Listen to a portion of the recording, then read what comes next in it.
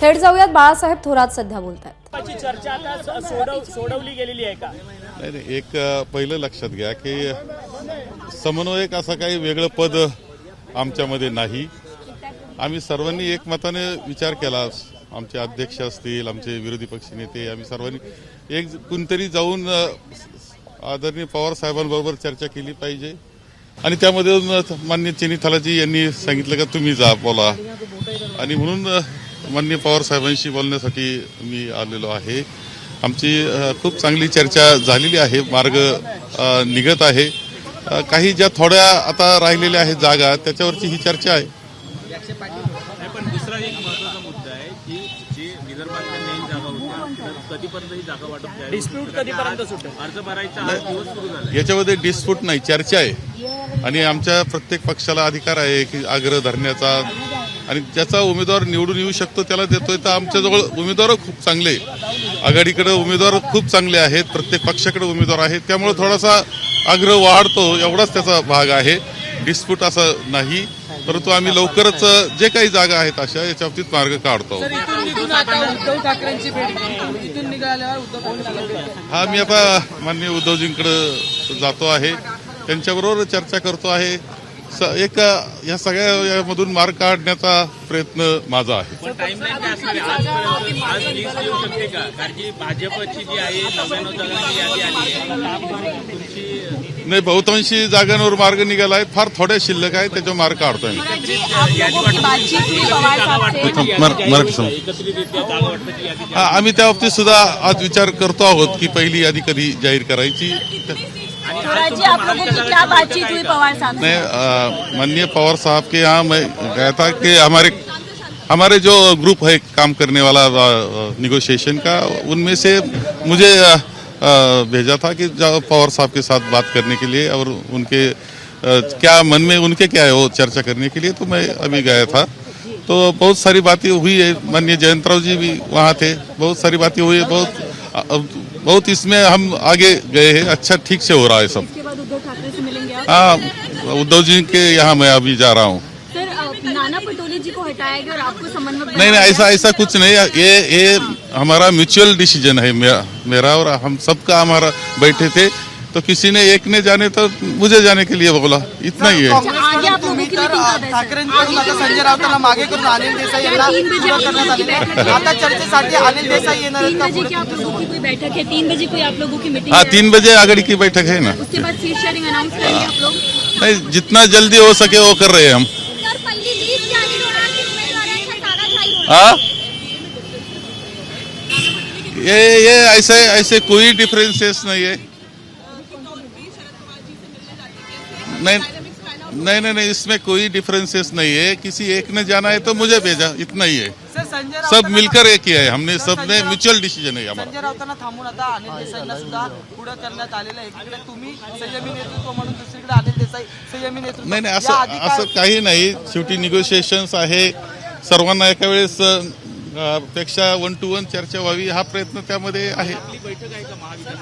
महाविकास आघाडीची 3 वाजता सर, वाजता आज बैठक आहे. या बैठकीनंतर जागा वाटप जाहीर होणार आहे का सर आज? आम्ही आज त्या बाबतीत सुद्धा चर्चा मी दोन्ही मित्र पक्षांशी, पवार साहेबांशी केली आहे.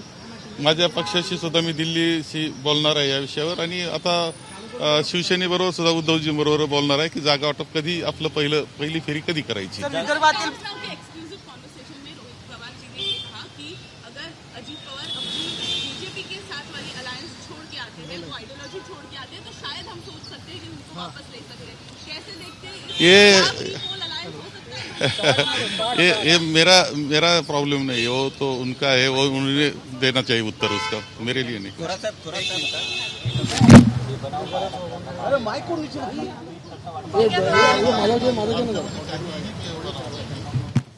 2-3 पक्ष एकत्र येतात त्यावेळेस काही प्रश्न निर्माण होत असतात, आग्रह असतो. याला बेबनाव म्हणता येणार नाही. यामध्ये चर्चा आहे आणि ती चालू असते आणि प्रत्येकाला आग्रह करण्याचा अधिकार असतो. बरं, हा आमच्यातच आहे असं म्हणता येणार नाही तुम्हाला. महायुतीची परिस्थिती आणखी वाईट आहे. फक्त ती बंद खोलीतच चर्चा चालते, बाहेर येत नाही, एवढंच. परंतु संजय राऊत अमित शहाना भेटले, मातोश्रीवरती देवेंद्र फडणवीस उद्धव ठाकरेंना भेटले, अशा पद्धतीच्या बातम्या माध्यमांमध्ये येत होत्या आणि काँग्रेसकडनं आल्यात अशा देखील नाही, या मुद्दाम पेरल्या जाणाऱ्या बातम्या आहे की आघाडीमध्ये गोंधळाचं वातावरण निर्माण व्हावं यासाठी भारतीय जनता पक्षाने पेरलेल्या बातम्या आहेत. हे सगळ्यांना समजतं. गावातल्या साध्या माणसाला, व्यक्तीला जे कळतं, नागरिकाला कळतं, ते बाकीच्यांना कळणार नाही असं समजायचं कारण नाही. थोरासाहेब, पुण्यात एका गाडीत 5 कोटी रुपये मिळालेले आहेत. सत्ताधारी पक्षातल्या आमदाराच्या मुलाची गाडी असं बोललं जातं. कसं एकंदर जे दिसतं आहे ते दुर्दैवी आहे. अत्यंत भ्रष्टाचाराचं आगर आणि भ्रष्टाचार केंद्र मंत्रालय बनलेलं राहिलं या 2 वर्षामध्ये, 2-2.5 वर्षामध्ये. आणि आता हे सगळं आता सुरू झालेलं आहे, त्याच्यातून ते सापडले. परंतु 15 कोटी रुपये गाडीमध्ये होते, फक्त दाखवलेत 5 कोटी रुपये, अशा पद्धतीची पण माहिती मिळते. आणि शहाजी बापू पाटलाचं थेट नाव घेत संजय राऊतांनी ट्विट सुद्धा केलंय. नाही, या तर गोष्टी निश्चित आहेत. आणि कुणी जर वाटत असेल कोणाला, या सत्ताधाऱ्यांना असं वाटतं महायुतीच्या की पैशाच्या जोरावर आम्ही इलेक्शन जिंकू, पैशाच्या जोरावर लोकांना विकत घेऊ, तर ते शक्य होणार नाही. हा पैसा आमच्या नागरिकांच्या दृष्टीनं, महाराष्ट्राच्या दृष्टीनं दुय्यम आहे आणि हा भ्रष्टाचारातून आलेला पैसा आहे. या पूर्णपणे नागरिक त्याच्या विरोधात राहणार आहे. बाला साहब, एक सवाल हिंदी में जानना चाहेंगे, सीट शेयरिंग की बात कहां तक पहुंची है और अब फिलहाल क्या स्टेटस? अभी चल रहा है, बाकी थोड़ी बाकी है कुछ नंबर, उसके बारे में मैं चर्चा कर रहा हूँ. सर, शिवसेना ने कितनी सीटें मांगी है? सर, चुनाव लड़ सकती है फिर? नहीं, बिल्कुल नहीं. आघाड़ी चुनाव लड़ेगी. हमारे 3 प्रमुख पक्ष और हमारे मित्र पक्ष इकट्ठे चुनाव लड़ेंगे, जीत जाएंगे. सर, आता शेवटचा प्रश्न आहे. धारावीची जागा ही तुमच्याकडे धारावीची जागा तुमच्याकडे आहे. धारावीची जागा तुमच्याकडे आहे, पण आता ठाकरेंची शिवसेना तिथे सुद्धा क्लेम करताना पाहायला मिळते. ज्योती गायकवाड तुमच्याकडून इच्छुक उमेदवार आहेत. कसं बघता तुम्ही धारावीची जागा ठाकरेंचा क्लेम?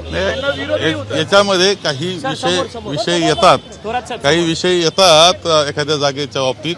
कधी कधी एखादा ओपन होतो, पुन्हा चर्चेनं संपतो तो. हे तर सगळं चालणार आहे. चर्चा म्हणल्यावर एवढी होणारच.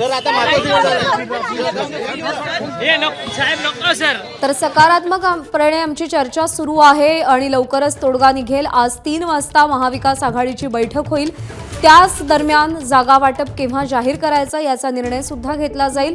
आम्ही समन्वय साधतोय, चर्चा करतोय. शरद पवारांसोबत सकारात्मक चर्चा झाली आणि आता यानंतर आपण मातोश्रीवर जाऊन उद्धव ठाकरेंशी चर्चा करणार असल्याचं बाळासाहेब थोरात यांनी सांगितलंय. सध्या समन्वयाची जबाबदारी काँग्रेस पक्षश्रेष्ठींनी बाळासाहेब थोरात यांच्या खांद्यावर सोपवलेली आहे. महाविकास आघाडीमध्ये कोणताही वाद नाही असंही त्यांनी सांगितलं. एबीपी माझा, उघडा डोळे बघा नीट.